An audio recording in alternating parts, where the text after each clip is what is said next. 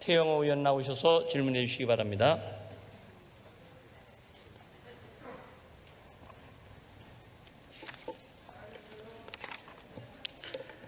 존경하는 국민 여러분, 서울 강남갑 출신 미래통합당 국회의원 태영호입니다. 저는 지금 대정부 질문 단상에 서 있는 이 순간이 기적과 같아서 잘 믿겨지지 않습니다. 4년 전까지만 해도 북한 공직자였던 저를 국회로 보내주신 국민 여러분께 다시 한번 진심으로 감사드립니다. 그리고 해외에서 근무하고 있는 북한 외교관 동료들과 근로자들, 그리고 김정은 남매도 인터넷을 통해 저희 우정활동을 지켜보며 어떤 생각을 하고 있을까 궁금합니다. 저는 2017년 5월 문재인 정부가 출범하면서 대통령께서 밝힌 사람이 먼저다 라는 국정 철학에 커다란 감명을 받았습니다. 그러나 집권 3년이 지난 지금 문재인 대통령의 국정 철학이 과연 사람이 먼저인지 아니면 대통령이 먼저인지, 대통령의 사람들이 먼저인지, 대통령의 정당이 먼저인지 묻고 싶습니다. 총리님께 질의드리겠습니다.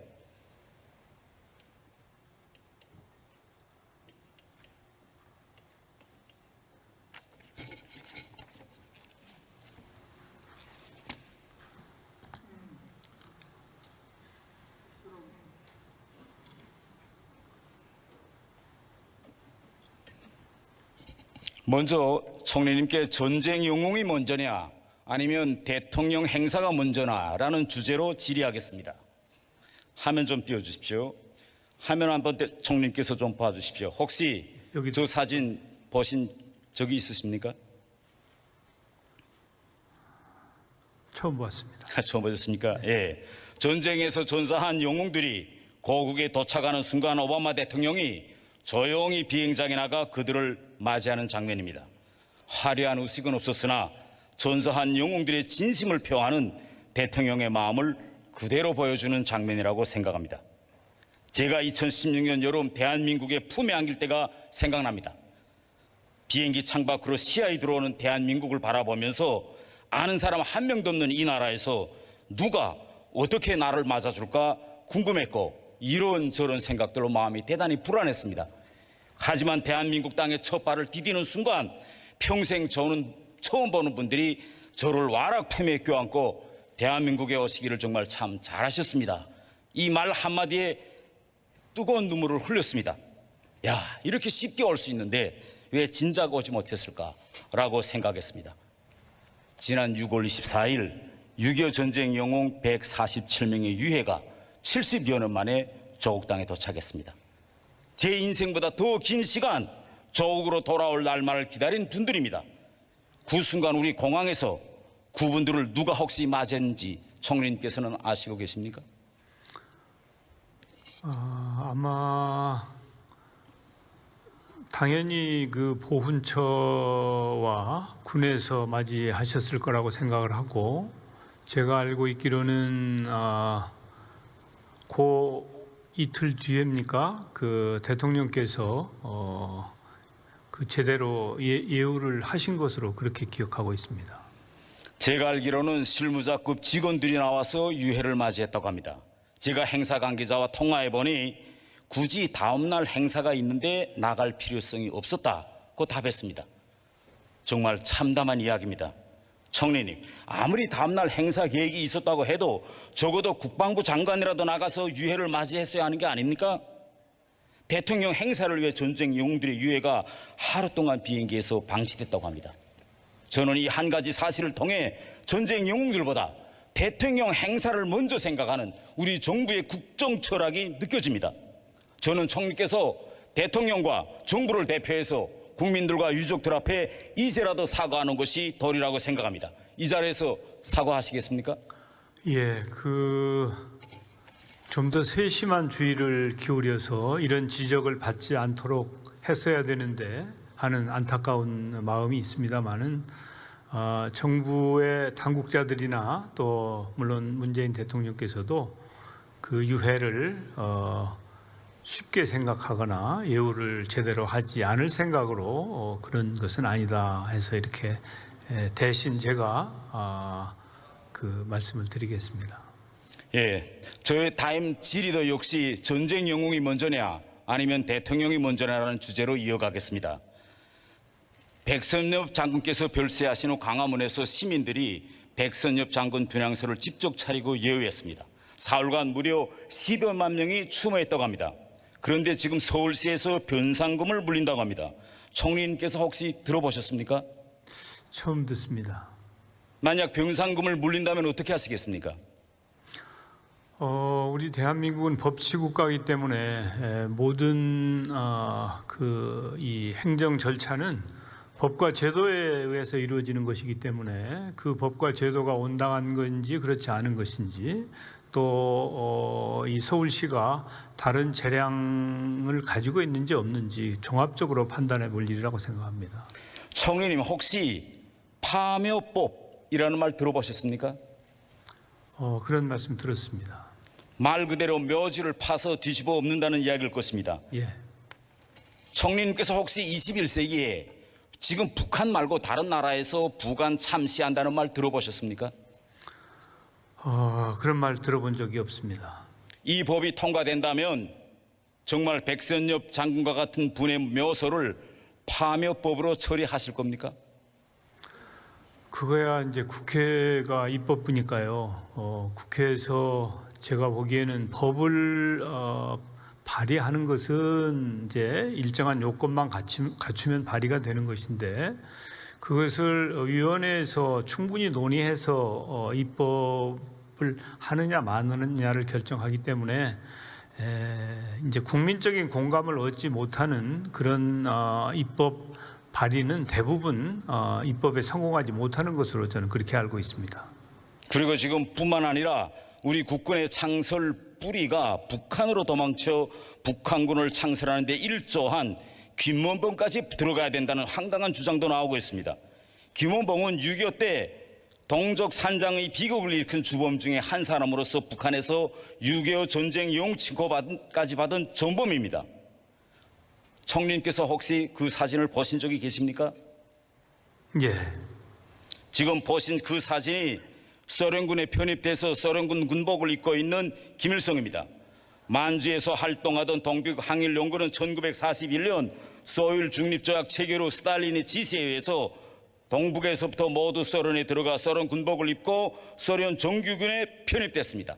이 사람들이 1945년대 그대로 북한군에 나와서 북한군을 이루었습니다. 만주에서 10여 년간의 전투 경험과 수년간 소련에서 정규 군사를 마친 북한군의 정규군 앞에서 우리 리스크만 대통령이 대한민국을 위해서 할 수 있었던 최상의 선택은 과거를 묻지 않고 당시 한국 땅에 있던 모든 군사 엘리트들을 군에 받아들여 시급히 우리 정규군을 창설하는 일이었습니다. 저는 공산주의 위협으로부터 이 나라를 지켜내기 위해 8.15 광복 이후 한반도 당시 정치 상황에서 최상의 선택을 결정하신 이승만 대통령의 군, 공군 업적을 인정하고 당시의 역사적 배경과 자료들을 객관적으로 평가해야 우리 사회의 갈등이 국볼될 수 있다고 생각합니다. 그래야 새로운 미래를 향해 나아갈 수 있다고 봅니다. 총리님께서는 이에 동의하십니까? 예, 전적으로 동의하지는 않습니다만은 그 취지에는 공감을 합니다. 다음 질의는 우리 국민의 자존심이 먼저냐 아니면 김정은의 자존심이 먼저냐는 주제로 하겠습니다. 북한 김여정이 지난 6월 16일 개성 남북 공동연락사무소를 폭파하였습니다. 이날 우리 국민의 자존심과 대한민국의 국격이 한순간에 무너졌습니다. 연락사무소 폭파 행위는 명백히 우리에 대한 공격 행위인데도 불구하고 대통령은 겨우 실망스럽다는 말밖에 없었습니다. 총리님, 한번 상식적으로 생각해 봅시다. 정부가 주장하듯 우리와 북한과의 관계가 앞으로 정상적인 국가관계처럼 발전되어야 한다면 북한이 마치 선전포고와 같은 짓을 자행했는데 적어도 유엔 안보리사회 같은 데 상정시키고 국제사회에 알려 북한의 무자비한 도발을 단죄하는 것이 정상국가로서 해야 할 일이 아닙니까? 어떻게 생각하십니까? 북한의 연락사무소 폭파는 참으로 잘못된 일입니다마는 그것을 어떻게 처리할 거냐에 대해서는 종합적으로 판단할 일이라고 봅니다. 저는 남북공동연락사무소 폭파에 대해 웅당 북한으로부터 사과를 받아내서 우리 국민의 자존심을 세워주어야 한다고 생각합니다. 앞으로 남북 대화가 재개되면 북한으로부터 유감이나 사죄를 받아내시겠습니까? 그런 노력도 필요하다고 생각합니다. 그리고 총리님, 현재 임종석 전 대통령 비서실장 이사장으로 있는 남북경제문화협력재단이 법원에 공탁한 대북 저작권료, 즉 김정은 정권에 넘겨줄 돈입니다. 21억 원 정도 된다고 합니다. 북한이 우리의 재산을 폭파했는데 상징적으로 이것부터 압류 조치해야 된다고 생각되지 않으십니까? 어떻게 생각하십니까? 예, 아직 검토해 본 적이 없습니다. 혹시 총리님께서는 지금까지 우리 역대 정부가 북한에 주었다가 받지 못한 차관이 얼마나 되는지 아십니까? 금액은 정확하게 모르겠습니다만은 그런 부분이 있습니다. 1조 617억 원이라고 합니다. 그리고 우리 정부에서 무상으로 북한에 제공한 차관, 무상 차관입니다. 이것까지 합하면 2조 7천억 원이 넘는다고 합니다. 우리 대한민국 전체 4년제 대학 270여만 명의 학생들이 등록금 없이 한 학기를 다니고도 남을 만한 어마어마한 금액이 북한으로 넘어갔습니다. 북한에 꽂은 돈 받지 못하고 또 돈 갚으라는 말 한마디도 하지 못하는 정부가 앞으로 새로운 남북 경제 협력이 시작되면 우리 경제를 살릴 것이라고 하는데 이러한 주장에 동의하십니까? 예, 당연히 그 채권 채무에 대해서는 적절한 시점에 그 논의가 있었을 것으로 생각이 되고요. 이제 이 남북 간에 만약에 이 핵 문제라든지 현안이 잘 해결이 되어서 경제 협력이 이루어진다면 이런 것보다도 훨씬 큰 그런 시너지가 있을 것으로 저는 판단하고 있습니다. 다음 질의는 정전선언이냐 항복선언이냐 북한 비핵화 견인선언이냐 북한 핵보유국 인정선언이냐라는 주제로 질의드리겠습니다. 저는 오늘 이 대정부 질의 서두에 총리님께서 정전선언에 대해서 말씀하시는 걸 보고 크게 놀랐습니다. 그래서 저는 이 자리가 총리님께서 또 저와 함께 정전선언 문제에 대해서 정말 팩트로 올바로 이해하시는 그런 기회가 되었으면 합니다. 총리님, 지금 여당 의원들이 추진하고 있는 정전선언 결의안이 그들이 말대로 국회에서 채택되면 북핵 폐기가 견인될 것이라고 생각하십니까? 출발점이 될 수도 있다고 생각합니다. 예, 화면 한번 좀 보시겠습니다. 저 화면에 보시다시피 판문점 선언 채택 이후 싱가포르 북미 합의 이후에 북한은 시도 때도 없이 말만 생기면 정전선언을 하자고 떠들었습니다. 예, 계속 정전선언이라고 했습니다. 왜 그때 북한이 저렇게 계속 정전선언을 입에 올렸다고 생각하십니까? 그러면 의원님께서는 계속 전쟁 상태를 유지하고 싶으십니까? 제가 이제 그 다음 답변을 말씀드리겠습니다. 그런데 아주 흥미로운 일이 발생합니다. 총리님께서 아시고 계시겠지만은 문재인 대통령이 2018년 평양을 다녀오고 그 다음 연이어 미국에 가서 트럼프 대통령을 만나고 서울로 돌아오십니다. 그리고 며칠 안 지난 10월 1일 북한이 저렇게 매일 정전선언을 요구하던 북한이 던년 입장을 바꾸어서 정전선언에 연연하지 않겠다라고 입장을 바꿉니다. 아니 문재인 대통령이 평양, 워싱턴을 쭉 돌고 왔는데 왜 갑자기 김정은이가 이렇게 입장을 바꾸었습니까? 혹시 정전선언 문제와 관련하여 야당과 국민 모르게 문재인 대통령과 김정은, 트럼프 대통령 사이에 뭐 오간 내용이 있습니까? 그 적절치 않은 추측이신 것 같습니다. 네. 그때 북한이 발표한 입장을 면밀히 들여다보면 이렇게 되어 있습니다. 10월 1일 날 우리 문재인 대통령이 트럼프 대통령을 만나고 오신 다음에 정전선언은 비핵화 조치와 바꿀 수 있는 흥정물이 아니다. 정전선언과 비핵화를 연결시키면 연연하지 않겠다. 이러면서 북한이 돌연뜻 입장을 바꿉니다. 이에 대해서 미국은 그래도 정전선언 정도 하려면 적어도 핵신고와 검증 원칙에 동의해야지 그것조차도 안 하고 정전선언을 해버리면 북한의 핵 보유국주의를 인정하는 꼴이 된다. 이렇게 미국이 말합니다. 이렇게 총리님께서 보시다시피 정전선언을 놓고 미국과 북한 입장이 이렇게 첨예하고 대척점에 있는데 지금 여당은 북핵 폐기를 전제로 하지 않은 정전선언 추진 결의안이 비핵화를 견인할 수 있다 이렇게 주장합니다. 이것이 지금 현존 미북 관계에서 현실적인 아니라고 보십니까? 종전선언과 비핵화는 이제 좀 다른 사안이고요. 남북 간에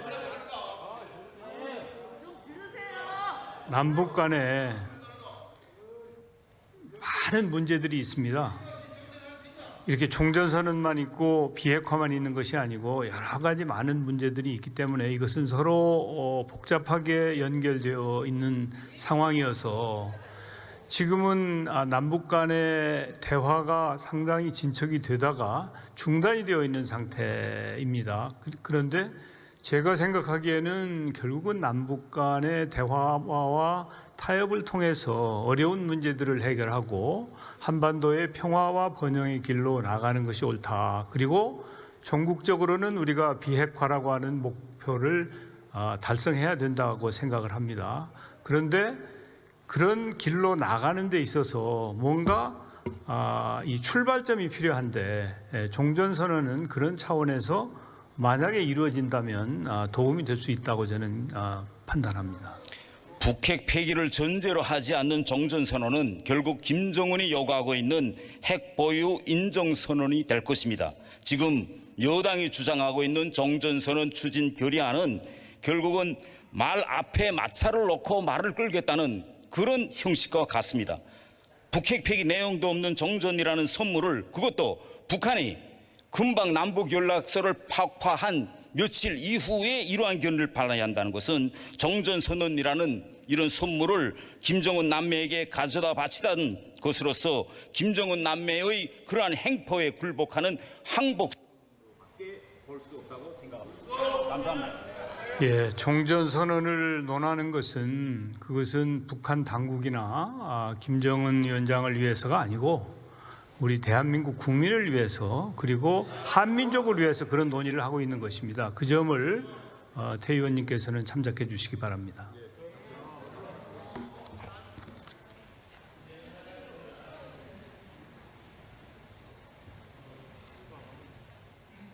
네,